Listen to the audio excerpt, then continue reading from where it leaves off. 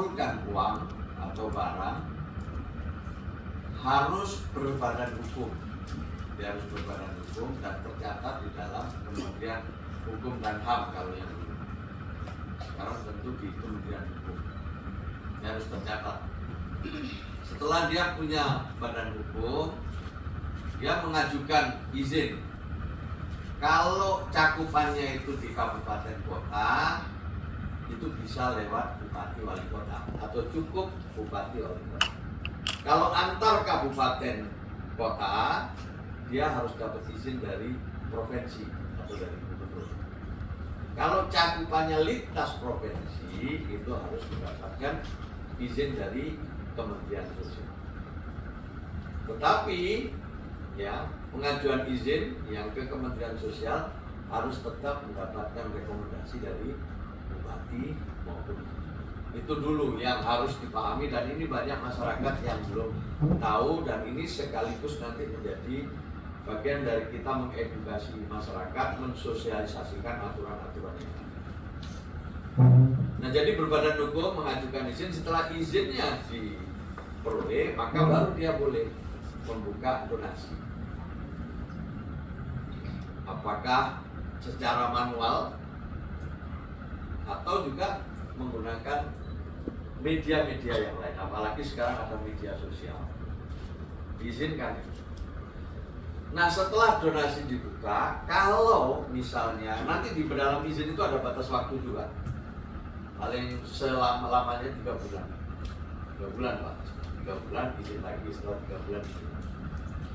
Atau mungkin karena pertimbangan satu dan lain hal, kementerian atau bupati wali kota hanya mengizinkan sekitar 1 atau 2 bulan, itu tergantung dari maksimal. Nah, setelah donasi didapat, jika memperoleh lebih dari 500 juta Pak Yasin, harus diaudit oleh akuntan hukum. Kalau di bawah 500 juta, itu cukup diaudit intern penyelenggara yang berbadan hukum. Dan perlu diingat, yang berbadan hukum itu selalu ada struktur, ada dewan pengawas, ada pengurus, yang mana dia harus dilibatkan dalam setiap keputusan-keputusan yang diambil. Maka mereka harus melakukan audit internal. Mereka juga harus melaporkan hasil donasinya itu. Jadi ini penyelenggara ini harus melaporkan untuk apa, sudah dibagi berapa, sisanya kalau memang ada berapa gitu. Kemudian apa yang mereka harus lakukan dengan uang yang tersisa. Jadi ini saya kemukakan dulu biar semua kita ada pedoman di dalam melihat persoalan ini.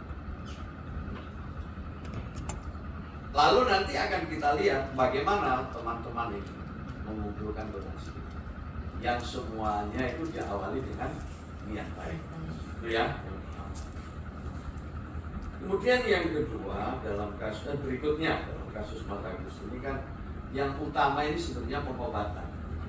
Kan kalau istilah saya itu, ini hanya istilah saya, ada golden time, ada waktu emas untuk mengobati. Kalau kita misalnya stroke segala macam itu kan ada waktu-waktu yang menentukan. Bagi kami sebenarnya dari awal ini yang penting Mas Agus ini harus segera berobat. Beliau ini harus segera berobat. Ini yang utama.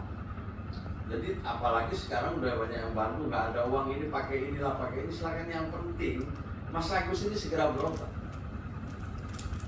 Ini yang penting, segera ketemu dokter, kemudian nasihat-nasihatnya apa, kemudian itu harus segera ditindaklanjuti.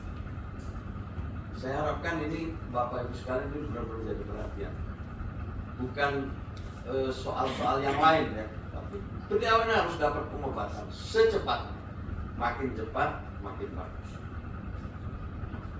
Kemudian berikutnya, saya ya Mas Farhad dan teman-teman tidak dalam posisi berpihak kepada A, kepada B. Kalau misalnya kemarin Mas Densu kesini, ya tentu ini bagian upaya kita untuk mengedukasi, sosialisasi, dan kalau memang diharapkan kami ingin mencari solusi, mencari jalan tengah, agar ini juga menjadi pembelajaran bagi kita semua.